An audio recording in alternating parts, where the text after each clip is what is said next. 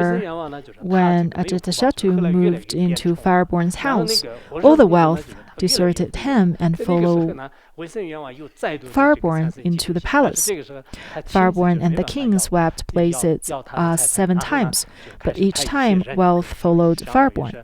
The king then asked a thief to go to Fireborn's house to steal all his fortunes.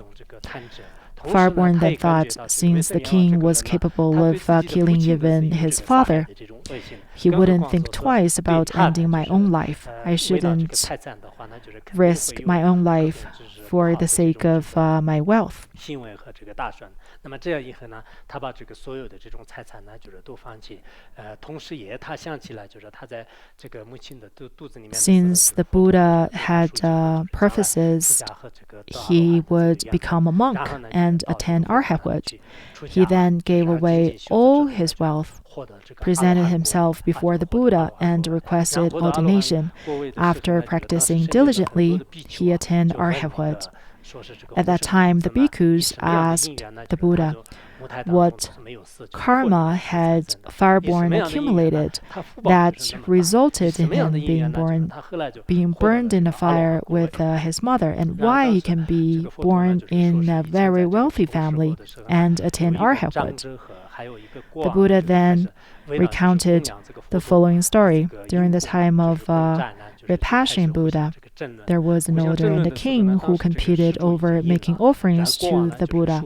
The king was unable to surpass the elder in his offering, and this made him very anxious. So he banded the sale of firewood throughout the entire country. So the elder would no longer be able to prepare delicious food to offer to Vipassana Buddha. However, since the elder possessed great amount of merit, he had plenty of expensive sandalwood in his house. So he burned this sandalwoods to prepare even more delicious food to offer to Vipassana Buddha. Seeing that the elder had sandalwood to burn, the king followed his minister's advice to permit the sale of firewood. When he heard about the king's order, the elder became very angry and said, "With all the sandalwood I have in my house, I could burn both the king and his mother at the same time." He made this curse whilst he was making offering to Vipassana Buddha.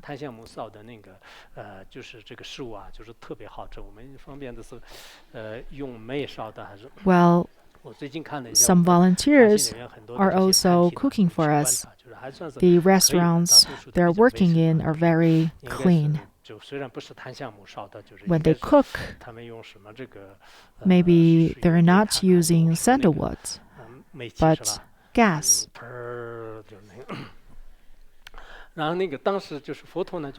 Having made the offerings, he then made the following aspiration.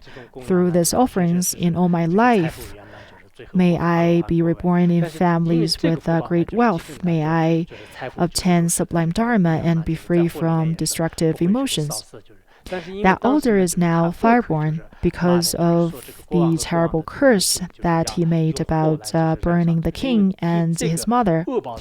He experiences the same fate for 500 lifetimes.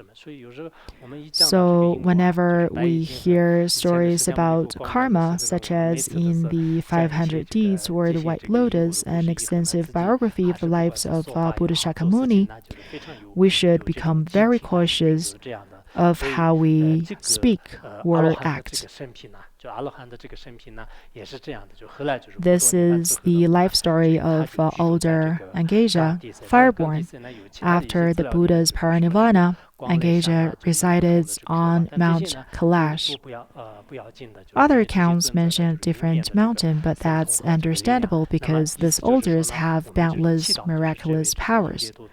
Here we pray to the noble elder Angesa, or Fireborn, who continues to dwell on Mount Kailash to this day, surrounded by countless followers.